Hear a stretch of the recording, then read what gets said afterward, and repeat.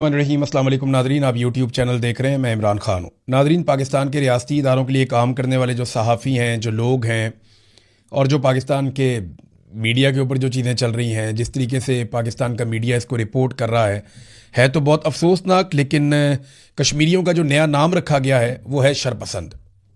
यानी जहाँ पे भी कश्मीरी कोई एहतजाज करते हैं, अपने हक़ के लिए बाहर निकलते हैं, पुरअमन रह के कोई आवाज़ उठाते हैं, वो कहा जाता है जी ये शरपसंद है और उन्हें शरपसंद करार दिया जाता है। ये नया नाम कश्मीरियों का रख दिया गया। इसी तरह ना पाकिस्तानियों के नाम बिगाड़े जाते हैं। इसी तरह से नाम बिगाड़ने के बाद उन्हें पहले बुरा कहा जाता है, फिर बुरा दिखाया जाता है, फिर प्रोपेगेंडा किया जाता है और फिर उनको मारा जाता है। यही काम बंगालियों के साथ किया गया, मुहाजिरों के साथ किया गया, बलोचों के साथ किया गया, पश्तूनों के साथ किया गया, कबाइलियों के साथ किया गया। आज कश्मीरियों के साथ किया जा रहा है। बचेगा कोई नहीं। बारी बारी सबकी बारी। पंजाब में बेशुमार लोगों के घरों के ऊपर धावा बोला जा चुका है पाकिस्तान की एजेंसियों और पुलिस की जानिब से। सीटीडी रोज़ाना की बुनियाद पे बंदे मार रही है मावराए कानून, और बेशुमार लोगों के साथ जुल्म और ज़्यादती हो रही है। हम ये होती हुई देख रहे हैं। आइंदा ये सिलसिला और बढ़ेगा, क्योंकि बारी बारी सबकी बारी। अगर पंजाब के लोगों को ये लगता है कि उनकी बारी नहीं आएगी तो मेरी बात लिख कर रख लें कि बारी बारी सबकी बारी। आपकी बारी ज़रूर आएगी। मेरी कोई और बात पूरी हो या ना हो, ये बात तो मुझे पूरा यकीन है कि बारी बारी सबकी बारी।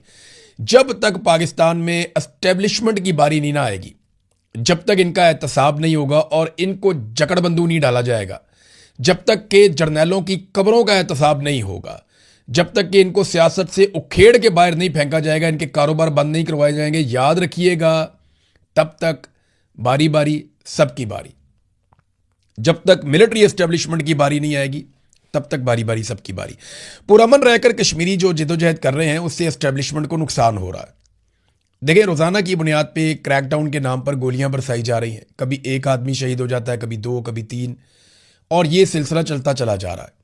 बहुत सारे लोग जो हैं वो बुलेट इंजरीज के साथ अस्पतालों में पड़े हैं। कई लोग जो हैं वो अस्पतालों से डिस्चार्ज हो गए। जख्मियों के ऊपर अस्पतालों में आकर लाठी चार्ज किया गया। ये सारी चीज़ें जब हम देखते हैं ना, जिस तरीके से मार कुटाई हो रही है, जो मनाजिर मैंने देखे हैं, तो इससे एक बात समझ आती है, और वो सादी बात यह है कि उकसाने की कोशिश की जा रही है। कश्मीरी अवाम को गुस्सा दिलाया जा रहा है। कश्मीरी अवाम को इश्तियाल दिलाने की कोशिश की जा रही है कि कुछ भी करके कश्मीरी अवाम कुछ ऐसा कर दें, कुछ ऐसा बड़ा कर दें, जिसके नतीजे में, या कोई फॉल्स फ्लैग ऑपरेशन का जवाब पैदा हो जाए, जिसके नतीजे में पूरे कश्मीर के अंदर फिर मनचाही कार्रवाइयाँ की जाएं। लेकिन कश्मीरी पुरअमन रहकर अभी तक ऐसा कोई मौका नहीं दे रहे। लेकिन ऐसा कोई भी इंसिडेंट हो गया, खुदा ना खास्ता, चाहे वो रियल हो, चाहे वो फॉल्स फ्लैग हो, फिर आप देखिए हमारे मीडिया के वो दोस्त जो आजकल शरपसंद का लफ्ज़ बड़े शौक से इस्तेमाल कर रहे हैं, वो बाद में ज़मीन आसमान के कलाबे में लाएंगे, उनके मुंह से झाग निकल रही होगी और वो बगावत के और गद्दारियों के वो फतवे बांट रहे होंगे। ये कश्मीरी मुहिब्बे वतन लोग हैं, पाकिस्तान से प्यार करने वाले लोग हैं, अपनी सरजमीन से प्यार करने वाले लोग हैं। उनके तमाम मुतालबात ही जायज़ हैं। फजलुर रहमान जैसे आदमी ने कहा असेंबली में खड़े होकर कि बताएं उनका कौन सा ऐसा मुतालबा है जो जायज़ नहीं है। मुतालबात तो उनके सारे जायज़ हैं, तो उनके मुतालबात मानने की बजाय उनको मार रहे हैं। और चंद तनख्वाहदार मुलाजमीन हैं जो अपनी ज़िद और हटदर्मी की वजह से या उसके चक्कर में पाकिस्तानियों और कश्मीरियों की कई दहाइयों की जो मेहनत है वो उस पर पानी फेर रहे हैं। कई दहाइयों तक हमने सब्र किया, तहम्मुल किया, मिलकर रहे, प्यार बांटा, मोहब्बत बांटी, एक तरह से हम सारे पल कर बड़े हुए, हमें फ़र्क ही नहीं था एक दूसरे से, लेकिन वो सारी मोहब्बत जो है ना वो मट्टी में मिला दी। चंद तनख्वाहदार लोग हैं, वो बंद कमरे में बैठ के फैसला करते हैं। उनकी ज़िद है, उनकी हटदर्मी है कि वो चीज़ें अपनी मर्ज़ी से करेंगे, और उनकी उस हटदर्मी ने हमारी कई दहाइयों की पाकिस्तानियों की मेहनत को ज़ाया किया है, और लगातार यही करते चले जा रहे हैं। मैं कश्मीर से आपको बहुत इंपॉर्टेंट चीज़ें रिपोर्ट करूँगा। देखें, जो सहाफ़ी हैं उनको भी धमकाया जा रहा है, जो वहाँ पे ह्यूमन राइट के एक्टिविस्ट हैं उनको धमकाया जा रहा है, जिस आदमी की आवाज़ थोड़ी बहुत सुनी जाती है उसको धमकाया जा रहा है। हर किसी के ऊपर गद्दारी का लेबल लगाया जा रहा है। आप ये करते करते पूरी कौम को ही गद्दार बना देंगे, जैसे आपने बलोचों को बना दिया गद्दार। आज सारे बलोच वो गद्दार समझे जाते हैं आप लोगों की नज़र में। इसी तरह बंगालियों को भी आपने सबको गद्दार बना दिया था, फिर जाके वहाँ माफ़ियाँ मांगनी पड़ी। तो नाज़रीन, खैबर पख्तूनख्वा की सूरत हाल पे अब आ जाते हैं। खैबर पख्तूनख्वा की हुकूमत अदालत में गई है कि हमने बजट पेश करना है, तो हमारी काबीना ने भी ये फैसला किया है कि इमरान खान साहब से मुशावरत हमारी करवाई जाए। अब इस पे जो है वो अदालत ने कुछ एतराज़ात लगा दिए। अब एतराज़ात 3 दूर हो गए हैं, एक आधा एतराज़ रह गया है। 18 तारीख को दोबारा समाअत होगी, तो क्या ये बजट ऐसे ही लटकता जाएगा? मुजम्मल असलम ये कह रहे हैं कि तरक्याती बजट के हवाले से फैसला तब तक नहीं होगा जब तक कि इमरान खान साहब से मुलाकात नहीं होगी। देखिए, खैबर पख्तूनख्वा का जो तरक्याती बजट है ना, इसमें कटौती आज नहीं हो रही। 2024 में जब ये हुकूमत बनी, देखें 2022 में ये लोग आए थे, 2023 में इन्होंने पाकिस्तान की मईशत का जनाजा निकाल दिया था। 2024 में इमरान खान साहब को जेल में 2023 के एंड में डालने के बाद अगस्त में इन्होंने जेल में डाल दिया था, और 2024 में इन्होंने हुकूमत बना ली अपनी जाली। उस वक़्त से लेकर अब तक ये लगातार तरक्याती मनसूबे बंद करवाते आए।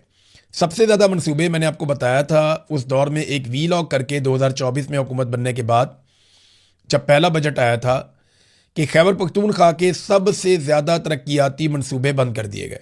बहुत सारे डैम्स, बहुत सारी सड़कें, बहुत सारी यूनिवर्सिटीज़, बहुत सारे अस्पताल, सेहत के मनसूबे, तालीम के मनसूबे, इंफ्रास्ट्रक्चर के मनसूबे, मवासलात के मनसूबे और बेशुमार ऐसे मनसूबे जो खैबर पख्तूनख्वा को बहुत आगे ले जा सकते थे, वो मनसूबे बंद कर दिए गए।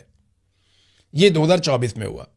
फिर 2025 में बाकी मनसूबे बंद कर दिए गए, और अब 2026 के बजट में जो तरक्याती मनसूबे इक्का दुक्का बचे थे, वो सारे ना सिर्फ बंद किए जा रहे हैं, बल्कि पाबंद किया जा रहा है कि आइंदा कोई तरक्याती मनसूबे ना बने। यानी है ना अजीबोगरीब बात, दावे करते हैं कि हम तरक्की कर रहे हैं, दावे करते हैं कि हम पाकिस्तान को आगे लेकर जा रहे हैं, लेकिन इनके अपने अदादो शुमार इनके अपने दावों की नफ़ी करते हैं। शहबाज शरीफ की या फील्ड मार्शल आसिम मुनीर की आप तकरीर सुने या उनकी बात सुने तो आपको ऐसा लगेगा जैसे पाकिस्तान बहुत झंडे गाड़ रहा है, बहुत तरक्की कर रहा है और बहुत आगे जा रहा है, जबकि तरक्याती बजट ही ख़त्म कर दिया गया, तो तरक्की पाकिस्तान कैसे करेगा? हुकूमती अदादो शुमार और हुकूमती दावे जो हैं वो एक दूसरे से मैच नहीं करते। अदादो शुमार ये बताते हैं कि कर्ज़े हमने तारीखी नौयत के लिए हैं, लेवी हमने तारीखी नौयत की लगा दी है, गुर्बत आज पाकिस्तान में तारीखी नौयत की बढ़ चुकी है, बेरोज़गारी तारीखी नौयत की बढ़ चुकी है, महंगाई में तारीखी इजाफा हुआ है। ये अदादो शुमार सरकारी हैं जो बताते हैं। सरमायाकारी पाकिस्तान की तारीख में कम तरीन सतह के ऊपर जा रही है। तरक्याती बजट में तारीखी कटौती कर दी गई है। तजारती खसारा हमारा तारीखी नौयत का हो रहा है। पाकिस्तान में तारीखी नौयत का ब्रेन ड्रेन हो रहा है। बहुत बड़े पैमाने पर लोग पाकिस्तान को छोड़ छोड़ कर बाहर जा रहे हैं, और मनी लॉन्ड्रिंग भी तारीखी नौयत की हुई है। वज़ीर दाखिला के बकौल $100 अरब अभी हाल ही में पाकिस्तान से निकलकर बाहर चला गया।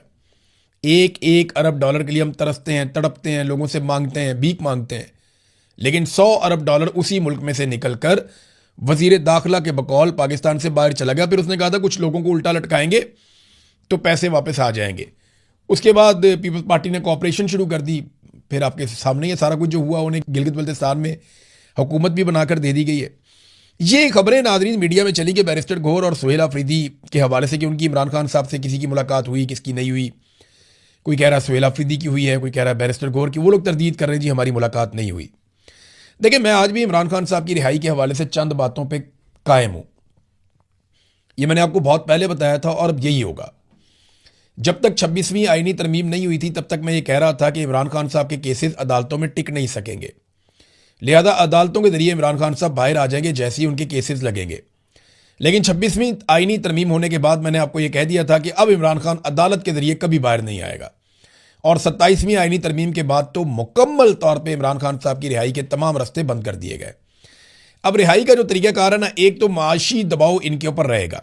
मईशत की जो तबाही हो चुकी है वो दबाव पाकिस्तान की मिलिट्री एस्टेब्लिशमेंट के ऊपर रहेगा। हुकूमत ने फैसला नहीं करना, मिलिट्री एस्टेब्लिशमेंट ने फैसला करना है इमरान खान के बाहर आने का। तो आसिम मुनीर साहब तो इमरान खान को बाहर आने नहीं देंगे, उनका बस चले तो वो कभी भी बाहर ना आने दें। तो माशी दबाव तो है ही। अब अगर अवामी दबाव बढ़ जाता तो शायद इमरान खान साहब की रिहाई हो जाती। अवामी दबाव बनाने में नाकाम रहे अली अमीन गंडापुर भी और सुहेल अफरीदी भी। ये दोनों सूबाई हुकूमतें हैं। एक्चुअली तो ये काम जुनैद अकबर का भी है, ये काम सलमान अकरम राजा का भी है, ये काम बैरिस्टर गौहर का और बाकी लोगों का भी है। आलिया हमजा साहबा पहले कोशिश करती रही, फिर वो भी गिरफ्तार हो गई। तो ये जब तक अवामी मुज़ामत नहीं होगी, बड़े पैमाने पर लोग नहीं निकलेंगे और हुकूमत को गले से नहीं पकड़ेंगे या इस्टेब्लिशमेंट को नाकों चने नहीं चबवाएंगे, तब तक तो इमरान खान बाहर आने से रहे। और माशी दबाई जो है वो एक प्रेशर डालने का एक जरिया बनेगी। अच्छा, दूसरा जो इसमें रास्ता है वो ये है कि बैरूनी दबाव बढ़ जाए और इस्टेब्लिशमेंट के साथ कोई डील हो जाए। तो इमरान खान साहब बाहर आ सकते हैं। अब ये डील में ना देखना ये होगा कि कितनी मुज़ाहमत करती है पाकिस्तान तहरीक इंसाफ। अगर तहरीक इंसाफ ने ज़्यादा मुज़ाहमत की तो एस्टेब्लिशमेंट के साथ डील में वो पाकिस्तान के लिए या अपने लिए कुछ ज़्यादा हासिल कर लेंगे। लेकिन अगर पाकिस्तान तहरीक इंसाफ मुज़ाहमत ना कर पाई तो वो अपने लिए और पाकिस्तान के लिए एस्टेब्लिशमेंट से कुछ ज़्यादा हासिल नहीं कर पाएंगे। सिर्फ इमरान खान साहब की रिहाई वो भी एस्टेब्लिशमेंट की शराइत के ऊपर होगी, इन केस के पाकिस्तान तहरीक इंसाफ मुज़ाहमत नहीं कर पाती। और बज़ाहिर अभी जो दिखाई दे रहा है मुज़ाहमत पाकिस्तान तहरीक इंसाफ की पॉलिसी में शायद नहीं है। देखें ना, बहुत सारे उसूली मौक़िफ़ थे इमरान खान साहब के, वो कहाँ गए कि सिविलियंस के ऊपर कोई अटैक नहीं होंगे, मिलिट्री ऑपरेशन नहीं होगा। कुरम के अंदर जो है वो एक मरतबा फिर ड्रोन हमला हुआ मुबैना तौर पे, उसमें 4 लोग जाँ बहक हो गए, माँ बेटा 2 बच्चियाँ, लेकिन कोई मुकदमा दर्ज नहीं हुआ, कोई रोला नहीं पड़ा। बाद में पता चला कि जनाब ये कोई गोला आकर गिरा है, तो वो खबर जो है वो ड्रोन को बाद में गोले से कन्वर्ट कर दिया जाता है। पहले रिपोर्टर्स और मकामी लोग बताते हैं कि ड्रोन आया था, ये ड्रोन हमला था, लेकिन बाद में फिर ये दावा किया जाता नहीं ड्रोन नहीं था, ये कोई गोला आकर गिरा है। लेकिन जो भी आकर गिरा है, पाकिस्तान की सिक्योरिटी फोर्सेज इसके लिए रिस्पॉन्सिबल है। बहुत सारे लोग पाकिस्तान में खैबर पख्तूनख्वा में ख़ास तौर पे बेघर हुए हैं, और इन लोगों का कौन है पुरसाने हाल, कौन इनका ख्याल रखेगा? तो खैबर पख्तूनख्वा की हुकूमत के ऊपर एक दबाव तो ये है कि वो जो पॉलिसीज़ थी उनके ऊपर बिल्कुल भी वो काम नहीं कर रहे जो इमरान खान साहब ने कही हुई थी, और दूसरा वो बजट के मामलात में शदीद दबाव का शिकार है जो उनकी पार्टी के अंदर से आ रहा है कि आप अगर सरप्लस बजट देंगे या आप वफाकी हुकूमत को सहूलतकारी करेंगे, उनकी गलत माशी देखें ना, जो मईशत के ऊपर पॉलिसियाँ बनाई वो वफाकी हुकूमत ने बनाई, SIFC आर्मी चीफ ने बनाया, पॉलिसियाँ आर्मी चीफ ने बनाई। अब इन गलत पॉलिसियों की वजह से वज़ीर ख़जाना आर्मी चीफ का है, वज़ीर दाखिला भी आर्मी चीफ का है। अब इन गलत पॉलिसियों की वजह से अगर पाकिस्तान की मईशत गिर रही है तो खैबर पख्तूनख्वा की हुकूमत की जिम्मेदारी तो नहीं है उस मईशत को उठाना। देखें, बुरा काम कर रही है वफाकी हुकूमत, सजा भुगतेंगे खैबर पख्तूनख्वा के लोग, तो ये तो गलत बात है। तो लोगों का बजट इनके हवाले कर देना ये एक ज्यादती है, और उसके अंदर वो डील भी क्या मांग रहे हैं कि इमरान खान साहब से हमारी मुलाकात हो जाए। यानी मामला यहां तक पहुंच गया कि जिस इमरान खान को ये आज़ाद करवाना चाहते थे, अब ये चाहते हैं कि इमरान खान से सिर्फ हमारी मुलाकात हो जाए। और वो तरलो मिनटों वाला मामला ही चल रहा है, कहते हैं जी हमारे साथ धोखा हो गया, कभी कहते हैं जी हमारे साथ ये हो गया। तो कश्मीर के मामले में नाज़रीन एक बात मैं आपको और बताना चाहता हूं कि अभी कुछ अर्सा पहले, 1 साल पहले, जब इंडिया पाकिस्तान की झड़पें हुई थी तो उसमें मई 2025 में, तो तब मुझे अच्छी तरह याद है कि जो जॉइंट अवामी एक्शन कमेटी के लोग थे ये सारे के सारे पाकिस्तानी फोर्सेस के साथ खड़े हुए थे इंडियन फोर्सेस के मुकाबले में। आज इन लोगों पे इल्ज़ाम लगाया जा रहा है कि ये इंडियन फोर्सेस के बंदे हैं, ये रॉ के एजेंट हैं, और ये पाकिस्तान के गद्दार हैं, और ये शरपसंद हैं, आज इन्हें ये कहा जा रहा है। लेकिन कल यही सारे लोग बॉर्डरों पे गए थे और जाकर पाकिस्तानी फ़ौज की हौसला अफजाई की थी। तब शहबाज शरीफ बॉर्डर पे नहीं गया था, फैसल राठौर बॉर्डर पे नहीं गया था, बिलावल बॉर्डर पे नहीं गया था, बाकी लोग बॉर्डर पे नहीं गए थे, लेकिन जॉइंट अवामी एक्शन कमेटी के लोग बॉर्डर पे गए थे। सरहदों पे जाकर लाइन ऑफ कंट्रोल पे इन्होंने फौजियों की हौसला अफजाई की थी। तो ये लोग तो पाकिस्तानी फौज का साथ दे रहे थे जब इंडियन फौज के साथ लड़ाई हुई, और उस वक्त कोई और सियासतदान आपको बॉर्डर पे नजर नहीं आ रहा था। तो आज ये कहा जा रहा है कि जनाब ये सारे गद्दार हो गए, शरपसंद हो गए। तो अफसोस होता है, बेचारे मुझे रब्ता करते हैं इनके लोग, वो कहते हैं जी हमें सबसे बड़ा दुख इस बात का है कि हम कश्मीरियों ने सारी जिंदगी वफादारी दिखाई, लेकिन हमें शरपसंद का खिताब मिला है, और हमें इस बात का हमेशा दुख रहेगा। नाजरीन, जस्टिस डोगर ने एक और रिकॉर्ड कायम कर दिया है। जस्टिस डोगर के बेटे की शादी हुई तो जजेस का कोड ऑफ कंडक्ट भी होता है ना एक, और एक सुप्रीम जुडिशल काउंसिल का ज़ाब्ता इखलाक भी है, और ये ज़ाब्ता इखलाक कहता है कि जो जजेस हैं वो ज़्यादा सियासतदानों के साथ मेल जोल नहीं बढ़ाएंगे। लेकिन उनके बेटे की शादी में जो है वो सियासतदानों को दावत दी गई, हत्ता कि पाकिस्तान तहरीक इंसाफ के सियासतदान भी पहुंचे हुए थे। ज़ाती ताल्लुकात भी हो सकते हैं लतीफ़ खोसा और आमिर डोगर साहब के, डोगर बरादरी भी है ना, तो सरफराज डोगर, आमिर डोगर। लेकिन अगर ज़ाती ताल्लुकात हैं तो वो इमरान खान साहब को कम से कम इंसाफ ही ले दें। फेवर तो कोई नहीं मांग रहे, इमरान खान साहब तो सिर्फ इंसाफ मांग रहे हैं, मेरा केस ही लगा दो। 1.5 साल से केस नहीं लग रहा, 1.5 साल हो गया केस नहीं लग रहा। उनके बेटे के वलीमे में, शादी में शिरकत के लिए ये लोग गए थे। तो ये भी एक कोड ऑफ कंडक्ट की खिलाफ वर्जी है। जो कोर्ट रिपोर्टर्स हैं वो इसके ऊपर बेचारे आवाज़ उठा रहे हैं। कोर्ट रिपोर्टर्स को उठा के बाहर निकाल दिया सुप्रीम कोर्ट ऑफ पाकिस्तान से भी, आहिस्ता आहिस्ता हर जगह से बाहर निकलेंगे। और ये वो कोर्ट रिपोर्टर्स हैं जो माजी में यानी वो ये दावे करते रहे हैं और बड़ा जजेस के बारे में बड़ी आवाज़ उठाते रहे हैं, बड़ी कोशिश करते रहे हैं। अब मुझे ना ये, मैंने एक बात बहुत पहले कही थी कि बारी बारी सबकी बारी, मैंने अभी इस वीलॉग में भी कही है। तो ये जितने हमारे जर्नलिस्ट हैं ना, जिन्हें लगता है कि इनकी बारी कभी नहीं आएगी, तो याद रखिएगा इन सब की बारी आएगी। काशिफ अब्बासी साहब मुझे एक दौर में कहा करते थे कि यार ज़रा हाथ थौला रख, और ख़ुद उनका प्रोग्राम बंद पड़ा हुआ है पिछले कई महीनों से। तो बारी बारी सबकी बारी, हाथ थौला रखें या हाथ तगड़ा रखें, कुछ भी करें, जब तक आप बादशाह सलामत की दिन रात चापलूसी नहीं करेंगे तब तक आपकी नौकरी को खतरा रहेगा, और बारी बारी सबकी बारी आएगी। सीटीडी नादरीन कत्लेआम करने वाली एक मशीन बनी हुई है उनके अफसरान को सॉफ्ट इमेज दिखाने के लिए, क्योंकि हार्ड स्टेट तो पाकिस्तान बन गया है, बंदे मारना तो पाकिस्तान में मसला ही कोई नहीं है। सॉफ्ट इमेज दिखाने के लिए उनके अफसरान को कोट पैंट टाई पहना के जो है वो बिठा दिया गया, क्योंकि ऑस्ट्रेलिया के वज़ीर आज़म ने भी मुतालबा किया कि जनाब हमारे शहरी वहाँ पे आए हुए थे, वहाँ गोलियाँ मार के सड़क पे कत्ल कर दिया, ये तो बड़ा नामुनासिब है। 2 बंदों को गोलियाँ लगी हुई हैं, एक 9 साल की बच्ची शहीद हो गई है। अब ये ऑस्ट्रेलियन ना होते तो सोचें क्या होता।